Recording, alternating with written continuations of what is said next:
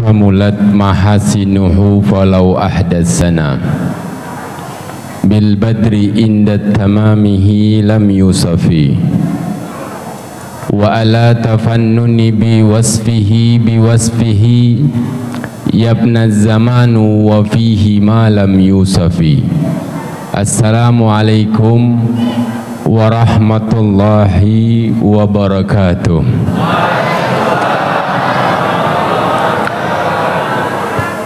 Alhamdulillah al-wahidil ahad al-fardus samad man ismuhu fis samai ahman man ismuhu fil ardi muhammad wassalatu wassalam ala asrafil anbiya'i wal mursalin sayyidina wa maulana muhammad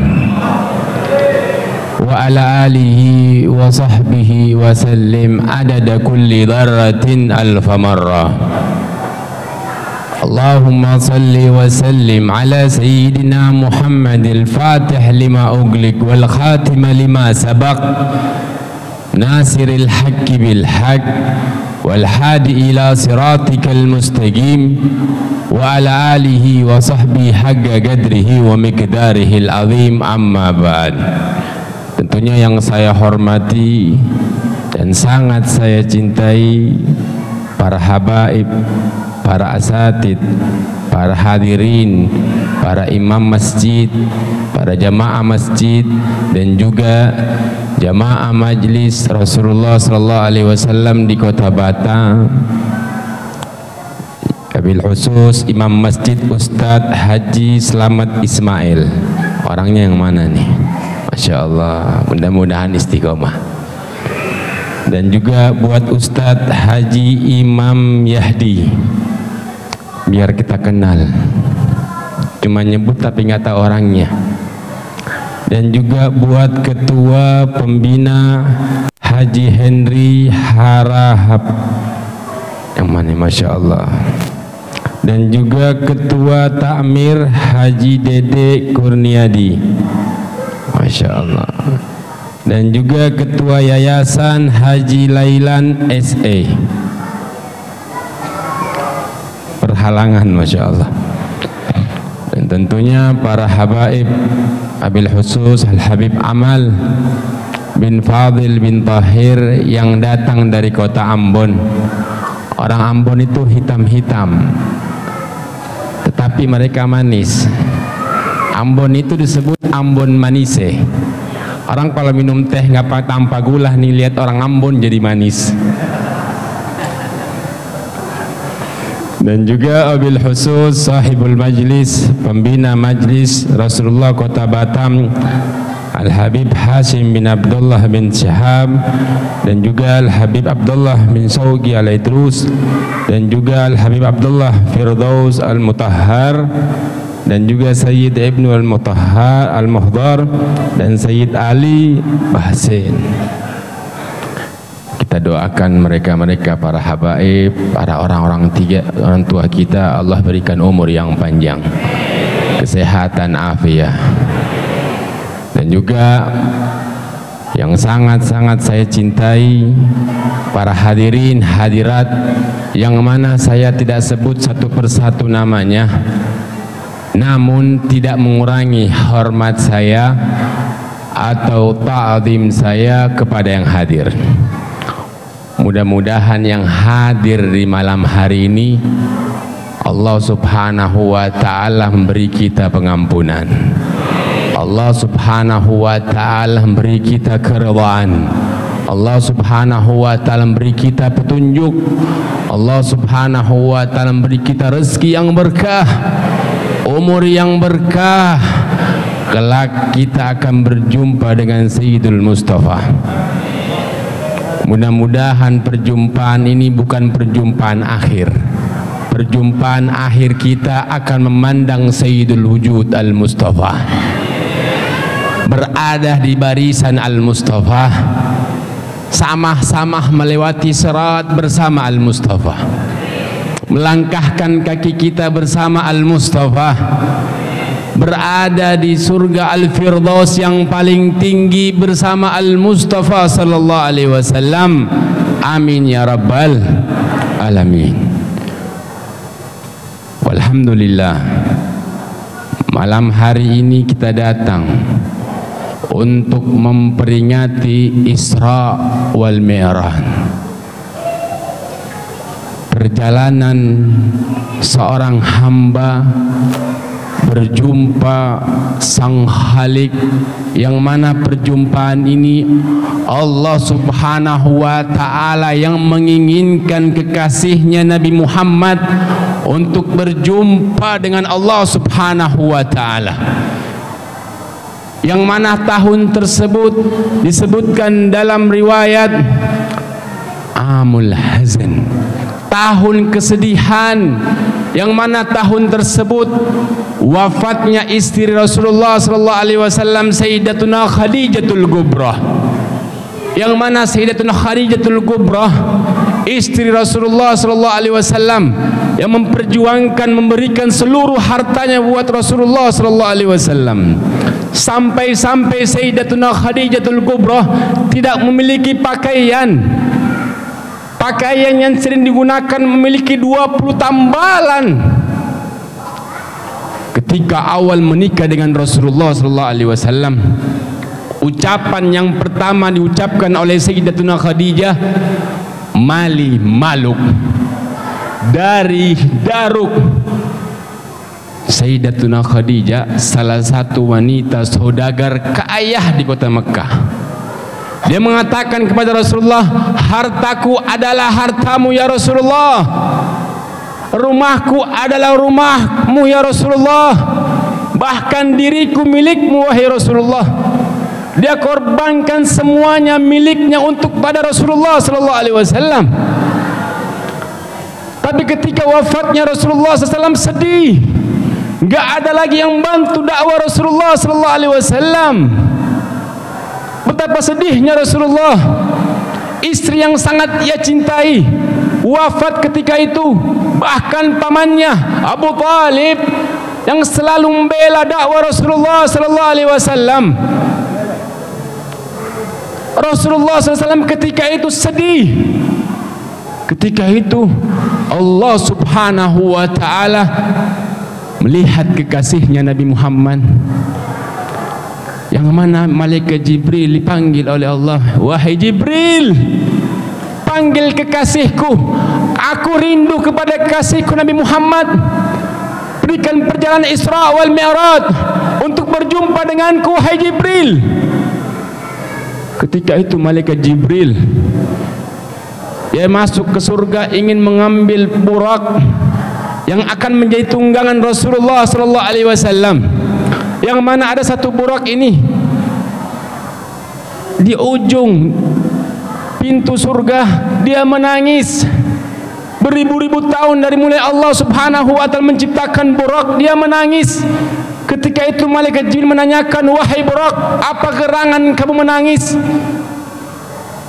Kemudian burak satu ini mengatakan, wahai Jibril, ketika awal aku diciptakan oleh Allah Subhanahu wa ta'ala, ketika itu aku melihat di pintu-pintu surga, di tiang-tiang surga, bahkan di arsy-Nya Allah Subhanahu wa ta'ala tertulis la ilaha illallah Muhammad Rasulullah.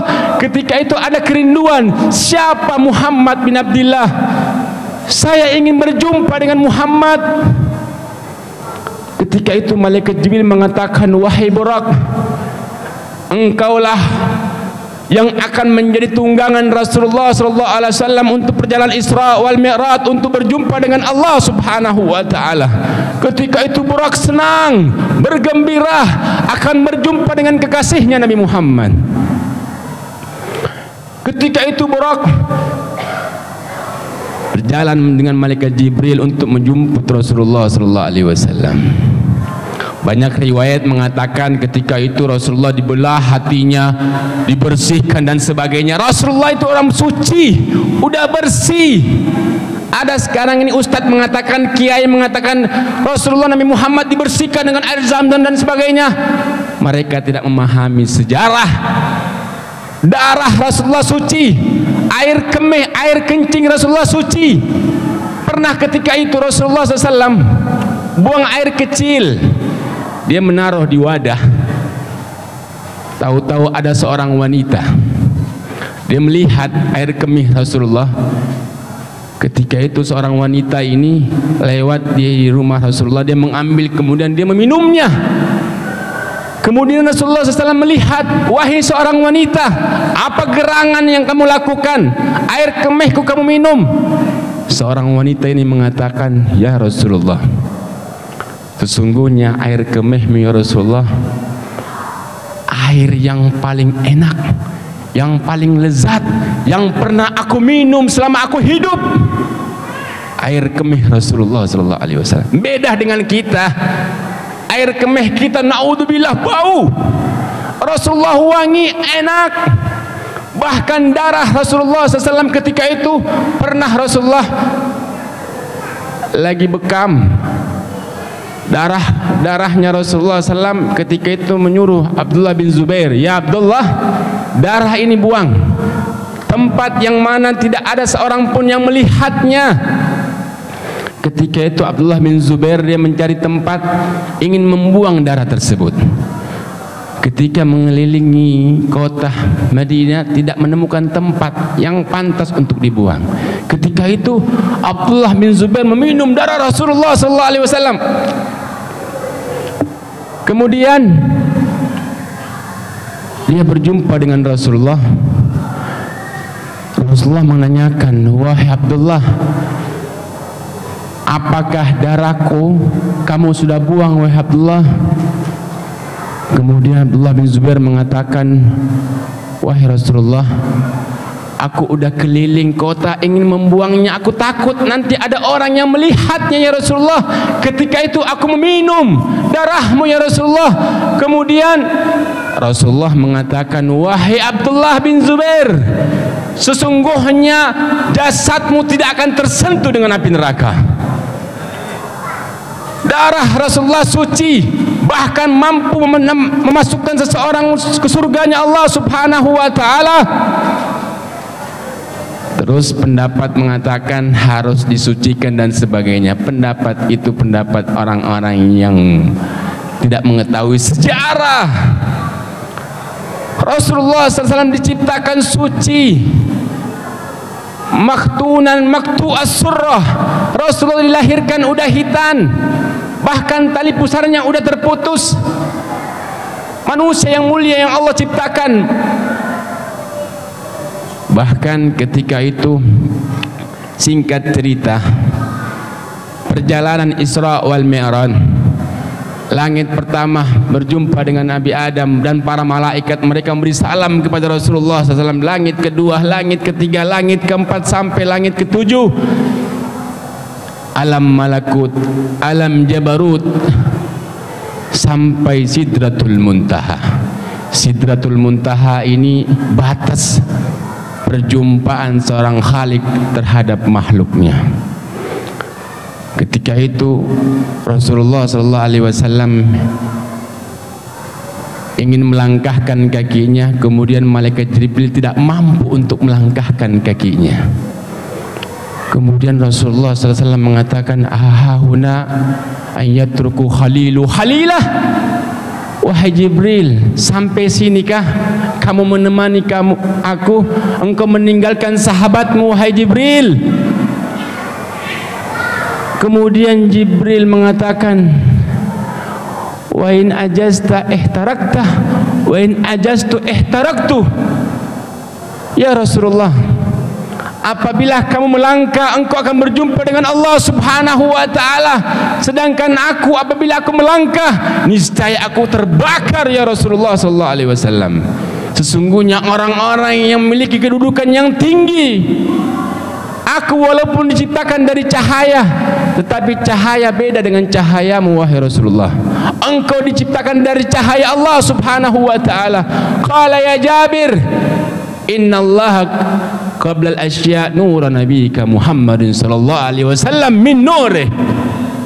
Sebelum Allah ciptakan langit dan bumi, surga dan neraka, Allah udah ciptakan cahaya nur Nabi Muhammad SAW dari cahaya Allah. Malaikat Jibril tidak mampu berjumpa dengan Allah Subhanahu wa ta'ala. Bahkan dalam riwayat, sendal Rasulullah SAW lebih mulia daripada malaikat Jibril. Sendal Rasulullah dapat masuk ke Sidratul Muntaha. Pakaian Rasulullah mampu masuk ke Sidratul Muntaha. Tetapi malaikat Jibril tidak mampu untuk berjumpa dengan Allah Subhanahu wa ta'ala. Ketika itu perjumpaan dengan Allah Subhanahu wa ta'ala, percakapan Allah dengan Rasulullah SAW, perintah salat. Ketika itu Allah perintahkan 50 waktu. Seandainya 50 waktu untuk kita, 24 jam dibagi 50, kurang lebih hampir setengah jam kita udah sholat. Kita nih baru minum kopi, udah adzan lagi. Baru selesai mandi, udah adzan lagi. Waktu kita untuk cari dunia udah nggak ada. Barangkali hidup kita etikaf di masjid. Baru kita mau jalan nih, udah adzan lagi. Kalau seandainya 50 waktu terjadi, tetapi ketika itu Rasulullah SAW berjumpa dengan Nabi Allah Musa. Nabi Allah Musa mengatakan, "Ya Rasulullah, perintah apa yang Allah berikan kepadamu?" Kemudian Rasulullah SAW mengatakan, "Wahai saudaraku Nabi Allah Musa, Allah perintahkan 50 waktu salat." Ketika itu Nabi Allah Musa mengatakan, "Ya Rasulullah, umatku saya tidak mampu untuk melakukan salat, banyak yang lalai, minta keringanan kepada Allah." Kemudian Rasulullah SAW minta keringanan dari Allah Subhanahu wa ta'ala. 45 waktu kembali lagi kepada Nabi Allah Musa. Nabi Allah Musa mengatakan, "Minta keringanan lagi ya Rasulullah." Mundar mandir sampai dikasih 5 waktu. Ketika itu Rasulullah berjumpa dengan Nabi Allah Musa. Berapa waktu yang Allah berikan? Rasulullah mengatakan 5 waktu. Minta lagi keringanan. Kemudian Rasulullah SAW mengatakan, "Istahaitu bi Rabbi." Aku malu dengan Allah Subhanahu wa ta'ala. 5 waktu aja kadang kita lalai. Kadang kita kebiasaan kita kadang 4 waktu subuh udah lewat. Kadang udah matahari muncul udah lewat, disepelekan salat 4 waktu setiap hari. Allah Subhanahu wa ta'ala memerintahkan kita untuk zakat melalui firman-Nya. Disampaikan oleh malaikat Jibril, kemudian dilanjutkan oleh Rasulullah. Sama dengan berpuasa di bulan Ramadan, sama juga haji. Tetapi perintah salat, perjumpaan Nabi Muhammad kepada Allah Subhanahu wa ta'ala untuk ditugaskan bagi Rasulullah dan untuk umatnya. Betapa pentingnya itu salat. Perjumpaan ketika itu Allah perintahkan langsung kepada Rasulullah SAW.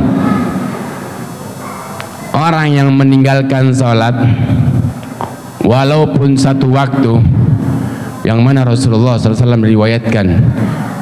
diriwayatkan oleh Rawat Tirmidzi, "Man taraka salata muta'ammidan kataba ismuhu fi nari jahannam mimman yadkhuluha." Barang siapa yang meninggalkan salat dengan sengaja, dengan lalai, dengan malas, namanya akan tercantum di pintu-pintu neraka. Fulan bin fulan, fulanah bin fulanah mimman yadkhuluha, yang mana mereka pantas untuk masuk ke neraka tersebut. Allah akan siksa orang-orang yang meninggalkan salat. Walaupun salat sunnah kalian 1000 rakaat ataukah 10.000 rakaat, tidak akan mampu menggantikan 2 rakaat salat subuh yang pernah kalian tinggalkan. Bahkan Imam Syafi'i, beliau mengatakan, "La yuqbalul masnunah qabla al-maktubah." Tidak akan diterima perihal sunnah kalian, salat sunnah kalian, walaupun beribu-ribu rakaat, sampai kalian melakukan sholat yang pernah kalian tinggalkan. Bahkan dalam hadis Rasulullah SAW, hadis lain disebutkan, man taraka salata muta'ammidan habbat a'maluhu hatta atubu ilallah. Barang siapa yang meninggalkan salat dengan sengaja, dengan lalai, dengan malas, habbat a'malu, Allah akan menolak segala kebajikannya dari mulai dia lahir sampai dia wafat.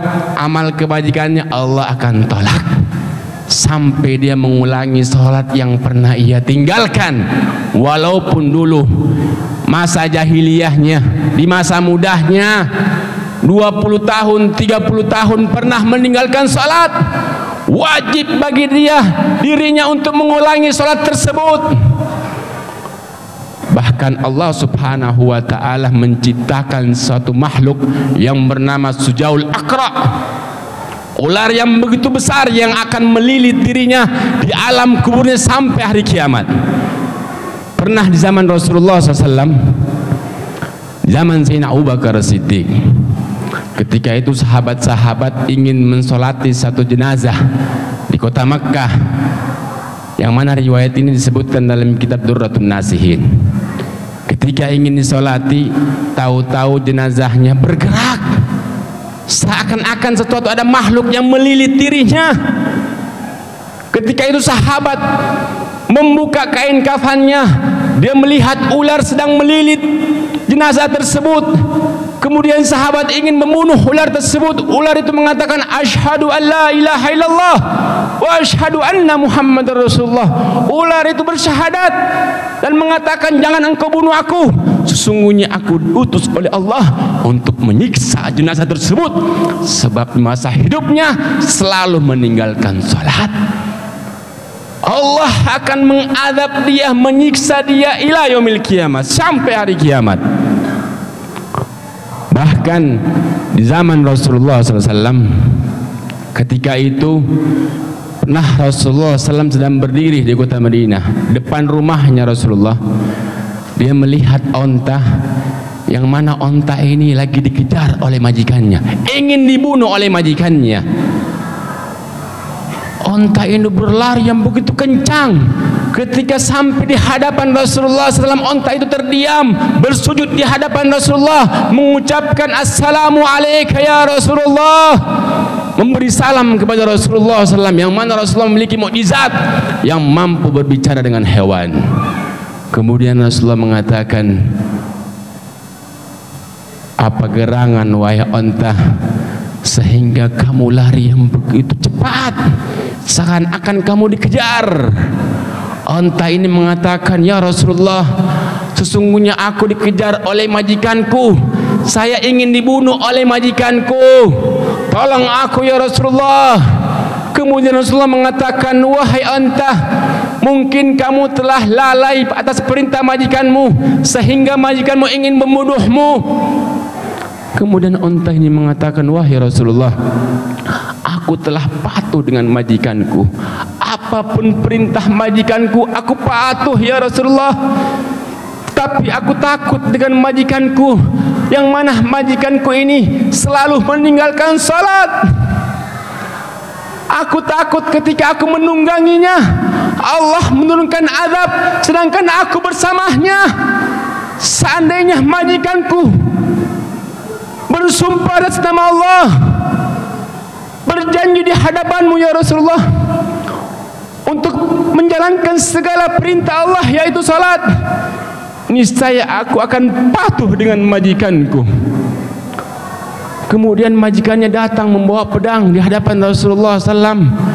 Kemudian Rasulullah mengatakan, wahai seorang badui, ontamu ini datang menghadap kepadaku, mengadu atas segala perbuatanmu, atas kelalaianmu. Onta ini mengatakan, dia tidak ingin bersamamu sebab kamu ini selalu meninggalkan salat. Dia takut ketika engkau menungganginya, Allah menurunkan bala bencana sedangkan dia berada bersamamu. apabila kamu berjanji atas nama Allah Subhanahu wa taala, berjanji di hadapanku untuk menjalankan semua perintah Allah yaitu salat, dia akan patuh denganmu. Seorang badu ini menangis di hadapan Rasulullah, malu di hadapan Rasulullah. Ketika itu seorang badu mengatakan, ya Rasulullah, kalau memang itu ya Rasulullah, saya berjanji di hadapanmu ya Rasulullah, atas nama Allah, saya akan menjalankan perintah Allah yaitu salat. Ketika itu onta mendengar ucapan majikannya, bergembira mengelilingi Rasulullah sallallahu alaihi wasallam, bergembira. Rasulullah sallallahu alaihi wasallam rahmatan lil alamin. Rasulullah diutus di muka bumi ini rahmah untuk semesta alam. Begitu besar hukuman orang-orang yang meninggalkan salat.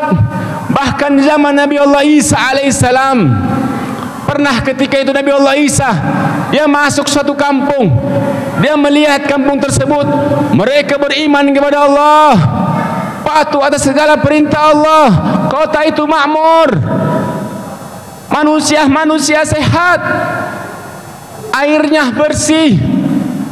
Nabi Allah Isa bersyukur kepada Allah Subhanahu wa taala atas kaum yang beriman kepadanya. Silang beberapa tahun, Nabi Allah Isa berkunjung di kampung tersebut. Dia melihat kampung tersebut gersang, banyak manusia kena wabah, penyakit, virus dan sebagainya. Pepohonan gersang, air bersih menjadi bau, busuk. Ketika itu Nabi Allah Isa mengadu kepada Allah Subhanahu wa taala, ya Allah, apa gerangan yang Engkau berikan, azab apa di kampung tersebut? Yang mana kampung ini dulu beriman kepadamu ya Allah. Kemudian Allah Subhanahu wa taala mengatakan, wahai Isa, mereka dulu beriman kepadaku, bertakwa kepadaku, menjalankan semua perintahku. Ketika itu ada orang yang musafir masuk ke kampung tersebut, yang mana orang ini selalu meninggalkan salat. Dia mandi dari air tersebut, airnya mengalir mengenai tanah. Tanah ini mengadu kepadaku, ya Allah, turunkan adab ya Allah. Ada satu hambamu yang lalai kepadamu, meninggalkan salat. Ketika itu Allah menurunkan bala, bencana pada negara tersebut. Perhatikan salat kalian, Allah akan memandang kalian nanti di hari kiamat. Yang paling pertama yang akan dihisab oleh Allah yaitu salat kalian. Jadikan bulan Rajab ini bulan beristighfar kepada Allah Subhanahu wa taala. Banyak memohon ampun kepada Allah Subhanahu wa taala, agar Allah Subhanahu wa taala memberi kita pengampunan, agar Allah Subhanahu wa taala mohon ampun kepadanya, agar Allah memberikan menghapus segala kesalahan kita. Yang mana bulan ini bulan Rajab, yang mana Rasulullah SAW bersabda, Rajab syahrullah, bulan ini bulannya Allah Subhanahu wa taala. Kita dianjurkan untuk beristighfar kepada Allah Subhanahu wa taala. Bahkan dalam kitab Kanzun Najah was Surur, para ulama mengatakan, man istaghfara fi syahrir Rajab fil ghada wal ashi wa yarfa'u yadahu wa yaqulu Allahumma ighfirli warhamni wa tub alayya 70 marrah lam tamassu jillan nar. Barang siapa beristighfar di bulan Rajab pagi dan petang 70 kali dengan bacaan dan mengangkat tangannya, Allahumma ighfirli warhamni wa tub alayya, niscaya kulitnya tidak akan tersentuh dengan api neraka. Mari sama-sama kita memohon ampun kepada Allah Subhanahu wa taala dengan kemuliaan bulan Rajab ini. Ya Allah, terimalah segala pengampunan kita. Angkat tangan kita, minta kepada Allah Subhanahu wa taala agar kota Batam ini Allah turunkan rahmat, Allah turunkan pengampunan, Allah angkat segala bencana, wabah, penyakit Mari kita sama-sama beristighfar. Astaghfirullah Rabbal baraya. Astaghfirullah min al-khataya. Jama'na hadza jam'an marhuma wa tafarrugana bihi tafarrugan masuma wa la taj'al fina wa la minna sakiyan wa la marhuma. Allahumma ya aliman bima yakun ikfini syarri ma yakun qabla an yakun. Allahumma ya aliman bima yanzil qabla an yanzil hatta la yanzil. Rabbana atina fid dunya hasanah wa fil akhirati hasanah wa qina adzaban nar. Wa sallallahu ala sayyidina Muhammadin wa ala alihi wa sahbihi wa sallam. Alhamdulillahi rabbil alamin bisirril Fatihah. Ya kana ya maghdubi alaihim waladhdallin. Wal afu minkum. Assalamualaikum warahmatullahi wabarakatuh.